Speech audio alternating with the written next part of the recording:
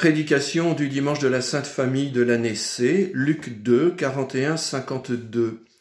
Il y a une double attitude de Jésus. D'une part, il est parfaitement obéissant, d'autre part, il est désobéissant. En enfant obéissant, il se rend au temple pour suivre parfaitement la vie religieuse d'Israël.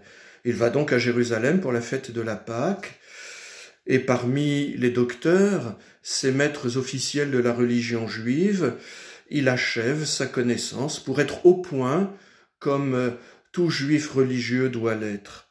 Jésus se laisse donc former, c'est son insertion complète dans le peuple d'Israël. Aujourd'hui, nous est signifié qu'il y a dans la religion quelque chose que l'on reçoit, dont on hérite. La religion est d'abord un héritage. Donc à 12 ans, qui est l'âge de la majorité religieuse en Israël, Jésus hérite officiellement de la religion de son peuple. Mais cet épisode dépasse le stade de la seule obéissance, de la seule vertu morale.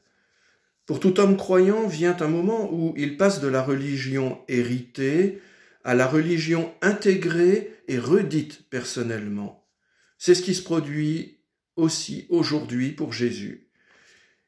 Et c'est marqué par une manifestation d'indépendance.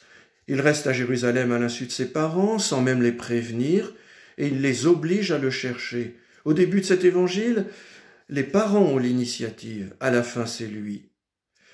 Mais est-ce que tous les enfants juifs fuguent quand ils accèdent à la majorité religieuse? Non, bien sûr que non. Pour Jésus, cela prend une dimension inédite. Le Père vient de se révéler à lui et de lui demander de se préparer à être le Messie. Aujourd'hui, où il atteint sa majorité religieuse, le Père l'a jugé suffisamment mûr pour lui faire comprendre sa mission de Messie. Et dès lors, Jésus va continuer pendant 18 ans à se préparer à cette mission. Alors, il préfère obéir à son père plutôt qu'à ses parents. Avant 12 ans, il ne pouvait pas soupçonner qu'il était né pour cela, même s'il avait été éduqué religieusement par ses parents. Mais maintenant, il parle avec autorité et il vit en germe ce qu'il vivra dans sa vie publique. Il n'a pas peur de discuter avec les docteurs de la loi. Il les écoute et les interroge plus que comme un bon élève. La Sainte Famille, ce sont aussi les religieux d'Israël. Cette famille que Dieu a façonnée depuis des siècles pour l'incarnation de son Fils unique.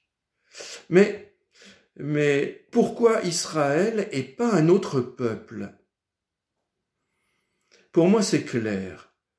Tous les peuples étaient élus pour être en mesure d'accueillir le Messie, mais le Père a constaté qu'Israël était le plus mûr religieusement pour accueillir l'incarnation. Pourtant, comme l'écrit l'évangéliste Jean, il est venu parmi les siens et les siens ne l'ont pas reconnu. Jean, chapitre 1, verset 11. Mais posons-nous la question.